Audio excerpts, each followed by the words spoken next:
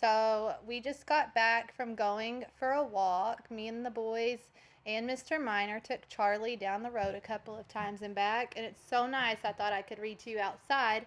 However, the wind is blowing too much, so I thought it would be too noisy. So I'm in my garage. Um, this is actually where my husband sits while he records himself playing music. And so I said, "Hey, can I sit out there for a minute?" And he said, "Yes." But I've got my garage door open, and I do live by train tracks, so if there's any background noise, sorry, but it's too beautiful to not sit out here. Chapter 4 of The Mouse and the Motorcycle. Ralph did not know how much time had passed before he was awakened by the lamp on the bedside table shining down on him. He squeezed himself into the tiniest possible ball, wrapped his tail around his body, and tried to make himself as thin as the apple core. "My motorcycle!" shouted the boy the very first thing. "Somebody stole my motorcycle!" "Uh-oh," thought Ralph. "It won't be long now." "Nobody stole your motorcycle," answered the boy's mother from 216. "It's around someplace. You just mislaid it. You can find it in the morning. You had better get ready for bed now." That sounds like something I say to you guys in class all the time. "Somebody took my pencil." No, nobody took it. It just got put in the wrong spot. "No, I didn't mislay it," insisted the boy. "I put it right here on the table beside my sports car." "You'll find it someplace," said his mother, not much interested. Boys were always losing things. While Ralph cowered behind the apple core, Keith opened the drawer of the bedside table and slammed it shut. He jerked back the bedspread, yanked the pillows off the bed, and threw them back. Then he got down on his hands and knees and looked under the bed and the table. Ralph wrapped his tail more tightly around his body. "Here it comes," he thought. The boy's face appeared in the opening at the top of the wastebasket. Ralph's heart raced like a motor. "Ha!" said the boy to himself. "Here it is. I wonder how it got there." His hand came down into the wastebasket to seize the motorcycle and lift it out. Still leaning over the wastebasket, he examined the bent handlebar and the chipped paint. "That's funny," he remarked out loud. "It must have rolled off, but I don't see how it could."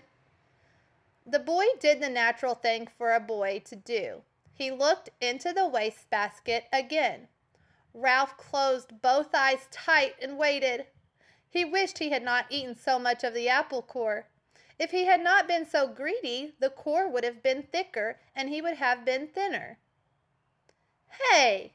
whispered the boy, obviously very much surprised. "How did you get in here?" He was careful to keep his voice lower than the sound of the breezes in the pines outside the window. Ralph did not move. He was grateful to the boy for not touching the apple core, even though it was really no protection at all. "Psst!" whispered the boy. "Are you asleep?" Still, Ralph remained motionless except for a slight quiver of his whiskers, which he was unable to control. The boy was silent, but the mouse could feel the rhythmic drafts of his breathing. The boy must be thinking. But what was he thinking? That was what was worrying Ralph. "No," said the boy to himself. "No, it couldn't be." "Couldn't be what?" wondered Ralph, who was beginning to feel cramped from crouching behind the apple core. "Hey, wake up," whispered the boy. That was the last thing Ralph wanted to do. "Come on," pleaded the boy. "I won't hurt you." Ralph considered. After all, what did he have to lose?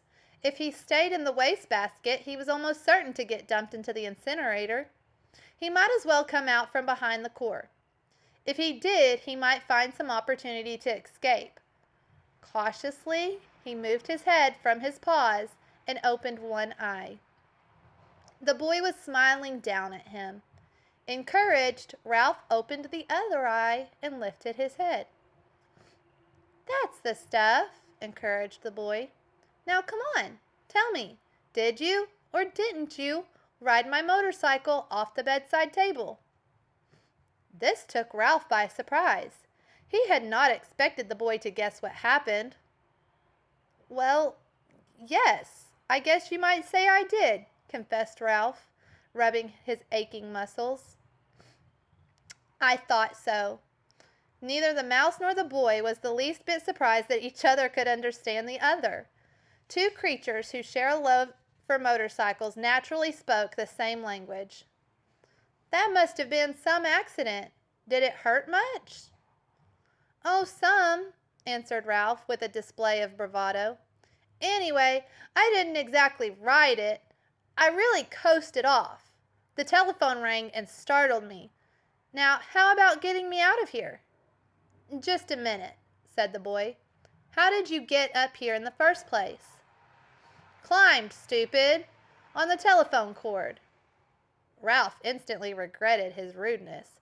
He had better watch his tongue if he expected any help in escaping from the wastebasket.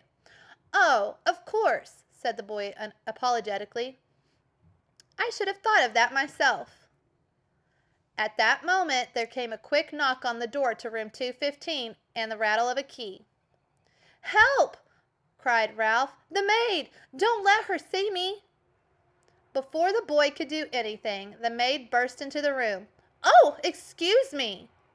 She seemed surprised to see a boy kneeling by the wastebasket. I've come to turn down the bed. That's all right, said the boy quickly. I can do it myself. Thanks anyway. Thank you, said the maid, backing out of the room. Ralph knew she was not anxious to waste time turning down the bed. As soon as she finished her duties, she was going out to the parking lot to meet a busboy, a college boy, whose job was clearing tables in the dining room. Whew, that was close. The boy seemed every bit as relieved as Ralph. I'll say, agreed the mouse. Keith, called his mother from 216. Are you getting ready for bed? Sort of, answered Keith.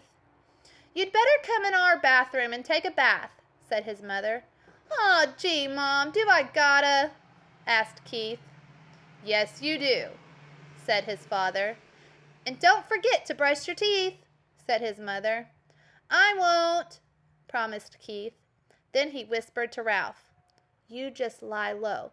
I'll hurry and take a bath and get into bed and turn out the light. And after Mom comes and kisses me good night, we can talk some more.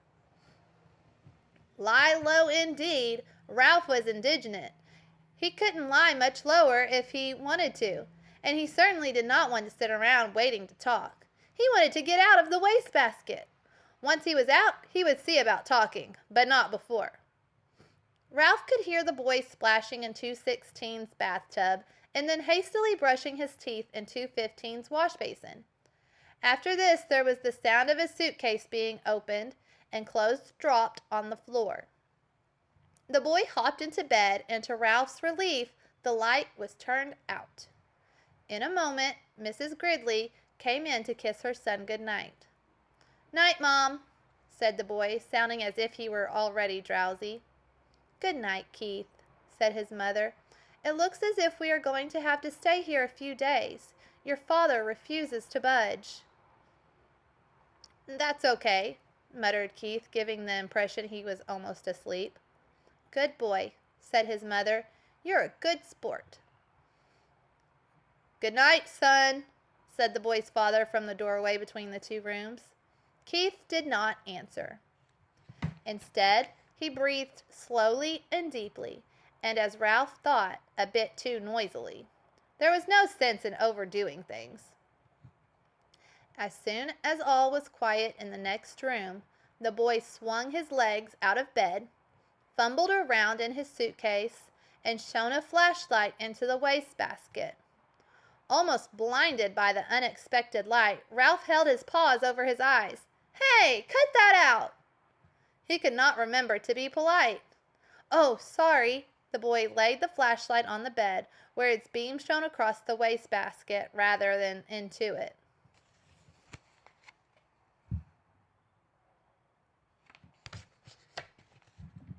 That's better, said Ralph. Now, how about getting me out of here? As an afterthought, he added, please. The boy ignored the mouse's request. How would you like to ride my motorcycle? He asked. Ralph's heart skipped a beat like a motor missing on one cylinder. The mouse-sized motorcycle really would run after all. And there was one thing certain. Since the motorcycle really would run, the boy could not expect him to ride around the bottom of a wastebasket. Sure. Ralph tried to sound calm. The important thing was to get out of this prison. He braced himself, dreading the touch of the boy's hand on his fur.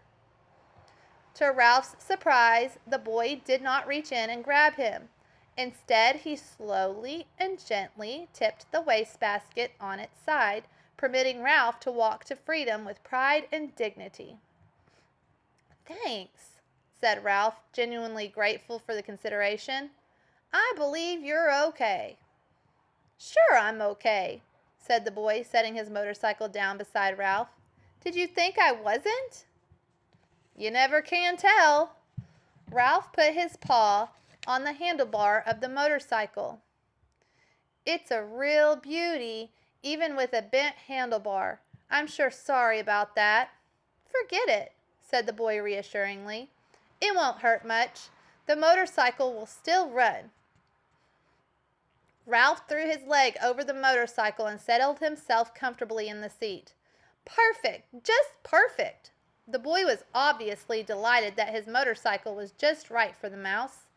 Ralph could not have agreed more heartily. It was perfect, except for one thing. He did not know how to start it. Well, go on, said the boy. Ride it. Ralph was ashamed to confess his ignorance. I don't know how to start it, he admitted. It's the first motorcycle I have ever had a chance to ride. You have to make a noise, the boy explained matter-of-factly. These cars don't go unless you make a noise. The answer was so obvious, Ralph was disgusted with himself for not knowing without asking. He grasped the handle grips and, fearfully lest his noise be too squeaky, managed a pup. Sure enough, the motorcycle moved. It really and truly moved across the threadbare carpet. Ralph was so excited that he promptly forgot to make the noise. The motorcycle stopped. Ralph started it again. Pup. This time he remembered to keep on making the noise. He sped off into a square of moonlight on the carpet and found a good threadbare spot without any bumps. Look out for your tail, said the boy. Don't let it get caught in those spokes. Thanks for reminding me, said Ralph, causing the motorcycle to stop. He started it again and steered with one paw while he reached back with the other, caught up his tail, and held the tip safely against the handlebar. It was a glorious sensation speeding around on the carpet, freely and noisily, and, most of all, fast. Ralph discovered that if he made the noise fast, the motorcycle speeded up. If he slowed the sound, the motorcycle slowed down. He promptly speeded up and raced around in the rectangle of moonlight where he had made another discovery. When he ran out of breath, the momentum of the motorcycle carried him on until he could take another breath. Gee, you're lucky, whispered the boy. In order to answer, Ralph had to stop. I am? It had never occurred to him that a mouse could be luckier than a boy. You sure are, the boy spoke with feeling. My mother would never let me ride a motorcycle. She would say I might break a leg or something silly like that. Well, if you want to come right down to it, said Ralph, I don't suppose my mother would be exactly crazy about the idea. He began to have an uneasy feeling that he really should be getting back to the mouse hole. Anyway, said the boy gloomily, it will be years and years before I'm old enough to ride a motorcycle, and then when I am old enough, my mother won't let me. Ralph really felt sorry for the boy, hampered as he was by his youth and his mother. Go on, ride it some more, said the boy. I like to watch. P-p-p-p-p. Ralph started the motorcycle again and rode around in the moonlight once more, faster and faster, until he was dizzy from circling, dizzy with excitement, dizzy with the joy of speed. Never mind the danger. Never mind what his mother thought. This was living. This was what he wanted to do. On and on and on. Lucky, whispered the boy with envy in his voice. Ralph did not answer. He did not want to stop.